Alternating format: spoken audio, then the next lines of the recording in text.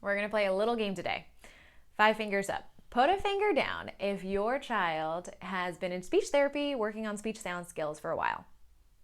Put a finger down if they are doing awesome and their speech therapist says they are meeting their goals, they're making progress. Put a finger down if your child, you're still hearing their old sound at home. Put a finger down if you're wondering if they are going to graduate speech therapy anytime soon, or you're curious on how long is it going to take for them to meet their goals. Put a finger down if you're curious on the 2 skills they need to develop in order to graduate speech. Okay, awesome. I'm glad you're here. Glad we did that little check. I want to talk to you about the 2 skills your child needs to develop in order to graduate speech and for you to hear those speech sounds not just in the speech room, but at home.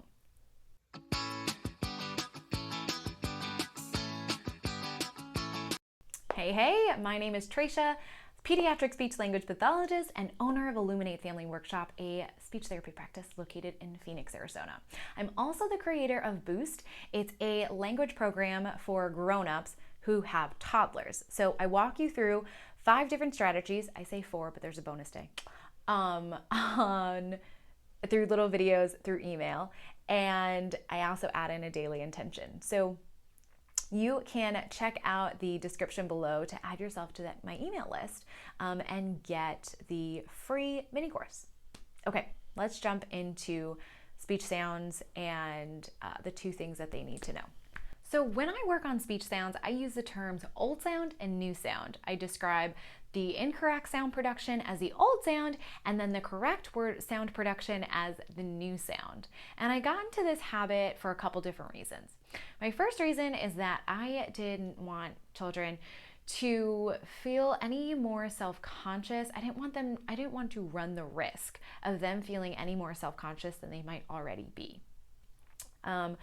When I'm working on speech sounds, I'm in this really unique position where I need to grow their confidence skills while also fine-tuning and correcting constantly the place, manner, and voice of their articulators to create the sound that is going to produce clarity of speech, right?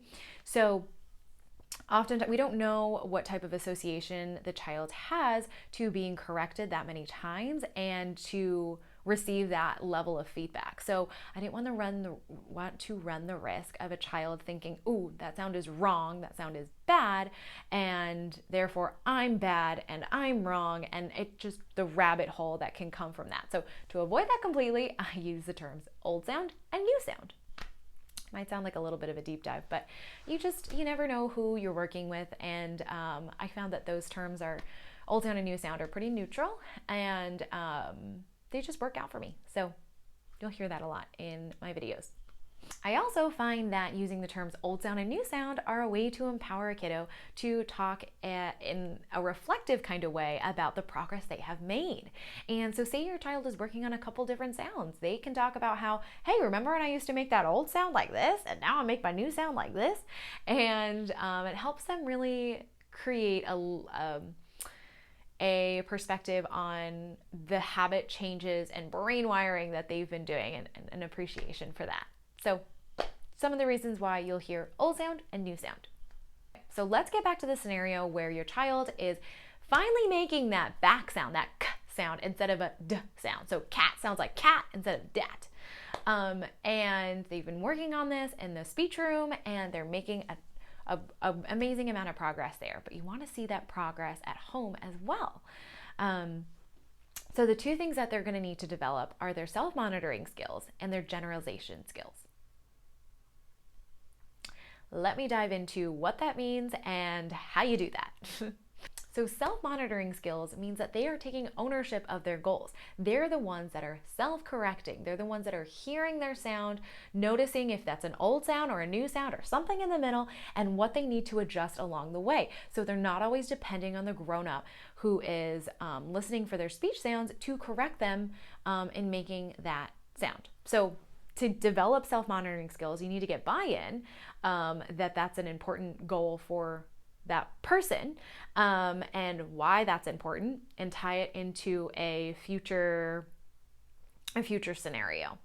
You also need to have the child notice where they're at and where they're making their old sounds, and hear, and if they can hear them making their old sound, if they can distinguish between the old sound and the new sound. So that's the self-monitoring skill component to it.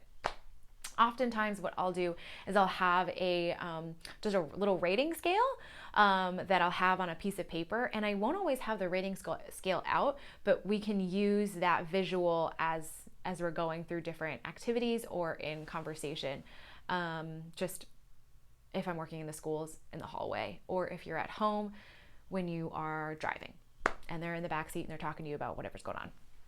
So it might look like the old sound on one side. So maybe they are working on the L sound and they're making a W for the L sound. So you might have W on one side and L on the other. And then you might put like 3 stars in between or something. And you'll have the child practice the sound or the word, maybe the sentence, and have them rate, where did I think that was? Was that my old sound, my new sound, or something in the middle? And then they'll be able to, it's a visual to help them monitor where they're at and how they're doing.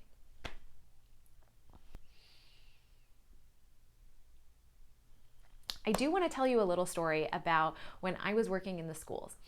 And when I was working in the schools, I was working with a 5th grader it was a new caseload to me, so I had just met the student. I saw on their IEP that they were working on their L sounds and their S sounds.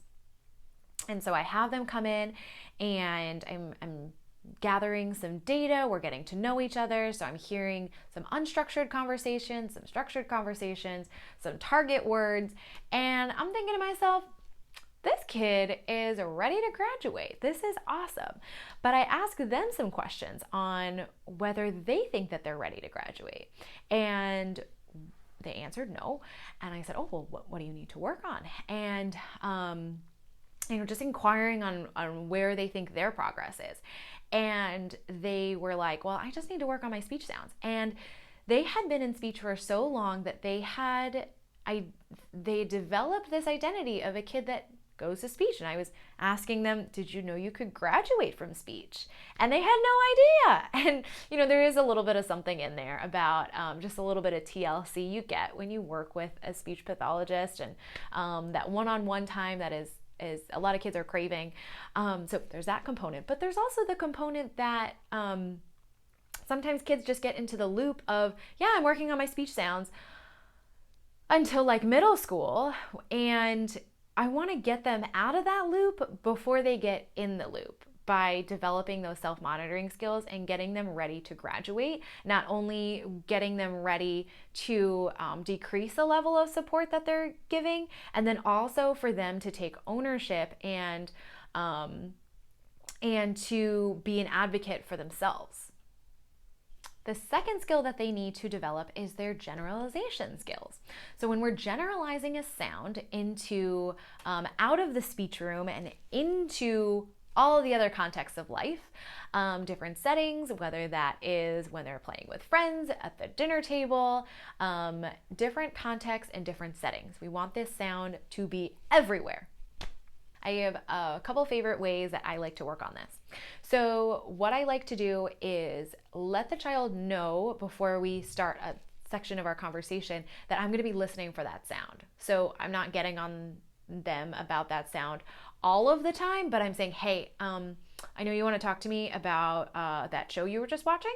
I'm going to listen while you tell me about that show. I'm going to listen for that L sound. Okay. So try to make that as clear as you can, make that new sound. And then as they're going through, I'm listening for it and I'm like giving them maybe a little thumbs up as they're talking about it. Or when they're done and after we've had a little bit of conversation, I can reflect back to them and ask them how they think they were they thinking about that L sound, or did I hear the new sound, or did I hear more of the old sound? And we can have that conversation in that, so they can reflect over that like segment of time that we were just talking. Or maybe I'll say, they're doing some reading and they're reading the instructions on their math homework and they've got their Sounds are everywhere, guys. You can multitask working on math and then also speech.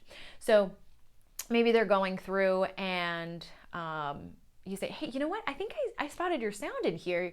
Why don't you highlight the words that have your sound? You get to pick the marker and read me the directions back. And I'm going to listen for that L sound, that new sound. And so they'll go through, and that if they're working on it at a sentence level, they're not yet at the conversation level. So they're working at it sentence level, and they're going through and they're practicing that L sound. And they're one, noticing that that sound is everywhere. And two, they're getting some extra practice in. And three, it's in a different topic and it is a different setting than speech therapy.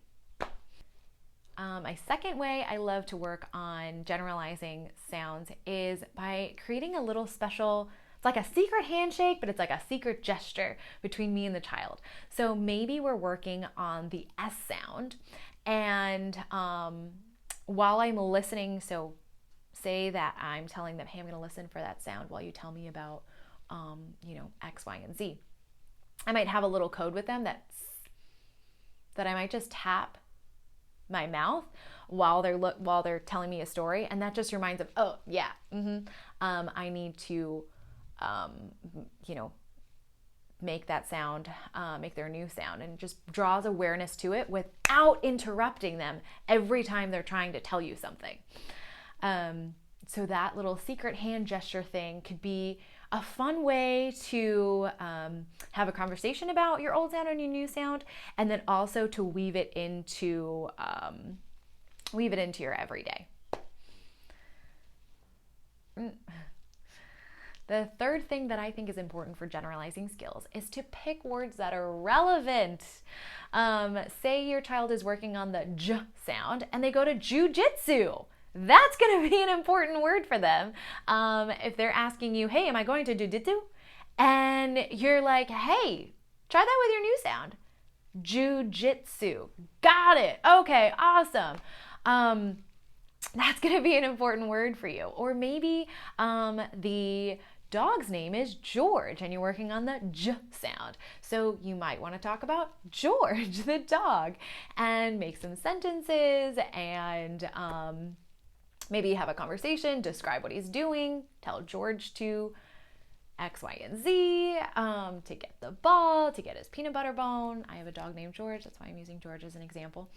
So pick words that are relevant to you guys in generalization. There is a really popular articulation tool where they're practicing the TH sound with the initial TH sound with the word thimble, and not many kids use the word thimble on an everyday basis.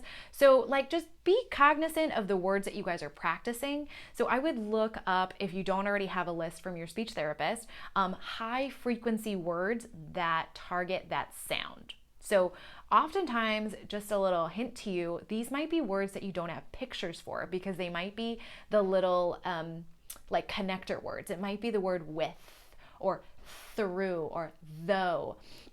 These are words that you can't exactly have maybe it's not a noun, so it won't have a perfect picture that goes with it, but they're going to be the words that they use most frequently. So just a heads up on picking words to generalize into different contexts. Awesome. Okay, that's all I wanted to talk about today. So let me know in the comments what you guys want to hear next. I just did another video on obstacle courses, so I think you'll definitely enjoy that. So check that out after this video. Cool. See you next time.